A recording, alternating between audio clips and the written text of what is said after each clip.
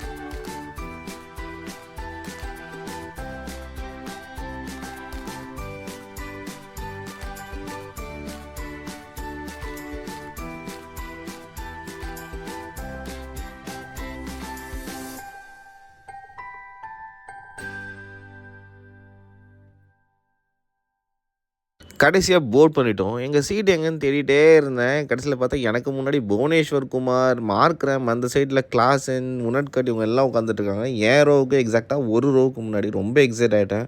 It should only be open when you hear a command. Passengers evacuate, evacuate, evacuate, either from the captain or any of the cabin crew members. To open, pull the cover, lift the handle and release it immediately.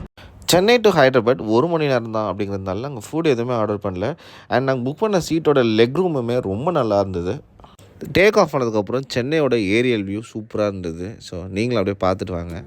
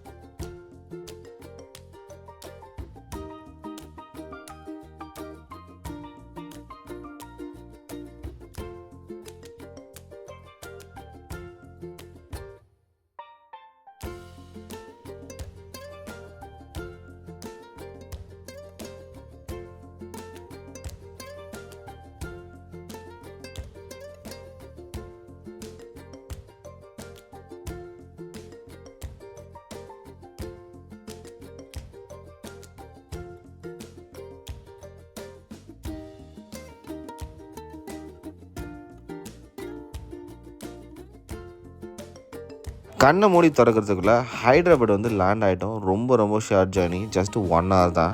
நம்ம இத்தனை நாள் டிவியில் ஸ்டேடியமில் பார்த்த cricket players வந்து நம்ம கூட travel பண்ணிட்டு வரும்போது அந்த எக்ஸ்பீரியன்ஸ் வந்து எக்ஸ்பிளைன் பண்ணுமே ரொம்ப சர்ரியலாக இருந்தது. சென்னை டெர்மினலில் எனக்கு இவங்க கூட ஃபோட்டோ எடுக்க வாய்ப்பு கிடைக்கல. பட் ஹைதராபாத் லேண்ட் ஆனதும் அங்கேருந்து நிறைய பேர் கூட ஃபோட்டோ எடுக்கிற வாய்ப்பு கிடச்சிது.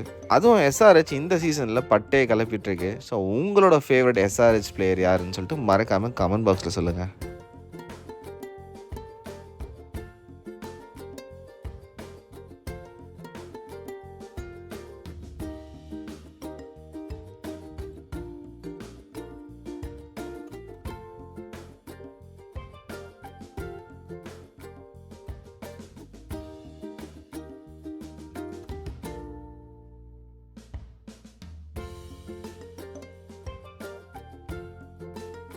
உண்மையிலே பிளேயர்ஸ்லாம் ரொம்ப ஹம்பிள்டாக இருந்தாங்க.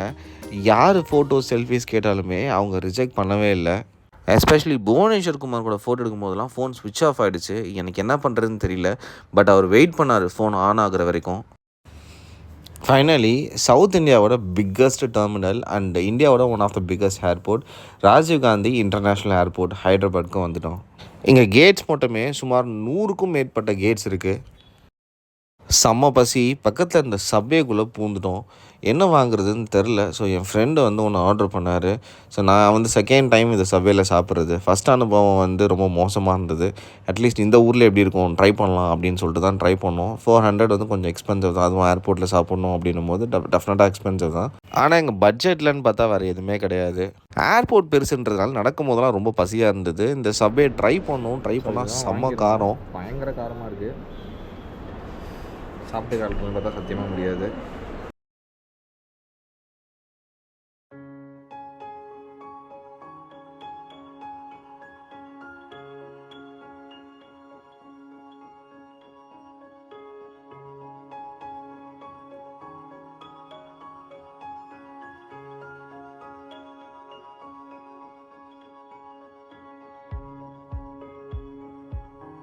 போன வேலை முடித்து திருப்பி ஹைதராபாத் ஏர்போர்ட்டுக்கே வந்தாச்சு.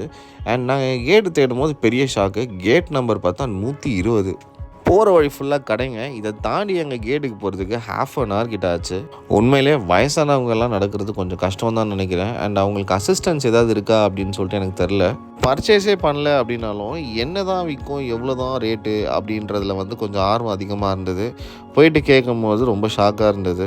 இங்கே இருக்க பொருட்களோட ப்ரைஸ் பார்த்திங்கன்னா ஆக்சுவல் கோல்டோட ரேட்டுக்கு ஈக்குவலாக சொல்கிறாங்க. அதனால் வந்ததுக்கு என்னென்ன கலெக்ஷன்ஸ்லாம் இருக்குது அப்படின்னு பார்த்துட்டு எதுவும் வாங்காமல் அப்படியே ரிட்டர்ன் வந்துட்டோம்.